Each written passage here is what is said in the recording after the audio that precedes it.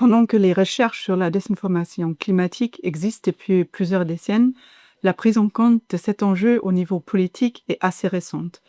Il y a surtout l'initiative brésilienne lancée en 2024 lors du G20 qui a énormément contribué à une prise en compte politique de la désinformation climatique, mais aussi nos travaux qui sont faits en coopération avec l'Arménie et le Brésil. Cela explique pourquoi aujourd'hui cette question est surtout traitée à travers différents cadres sectoriels et différentes politiques publiques et que pratiquement aucun pays dans le monde a une politique globale sur la désinformation climatique et la lutte contre cette désinformation. Donc aujourd'hui, il faut citer des cadres très différents, notamment les réglementations sur les plateformes qui s'attaquent à la question de la désinformation et de l'intégrité de l'information, mais pas forcément sous l'angle du changement climatique, mais aussi les cadres de l'éducation à l'environnement et au climat qui de plus en plus traitent aussi les questions de comment la désinformation climatique impacte les citoyens, et finalement aussi des cadres plutôt autour du greenwashing et la réglementation contre les greenwashing,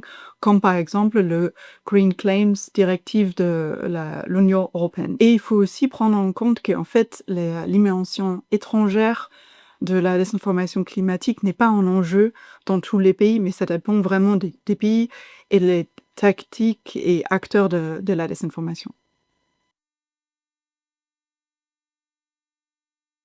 Oui, il y a certains États qui commencent à voir la désinformation climatique dans un cadre de sécurité nationale. Par contre, ça peut prendre des formes très différentes et avoir des raisons assez différentes. Pour vous citer deux exemples qui illustrent ce point, d'un côté, il y a l'Autriche qui voit le changement climatique comme l'enjeu sécuritaire parce que ça va avoir un impact important sur la société et qui voit aussi les menaces hybrides comme un enjeu sécuritaire. Et ils combinent ces deux enjeux comme les deux ont un impact pour la société. Après, il y a d'autres pays plutôt comme l'Ukraine où la désinformation climatique est utilisée pendant la guerre pour délégitimiser le gouvernement, pour cacher les écocides. Et donc, c'est vraiment une arme de guerre. Donc, ça vient d'un point de vue sécuritaire. Et c'est pour ça aussi que les réponses en Ukraine sont intégrées dans une stratégie plus globale de lutte contre l'ingérence étrangère.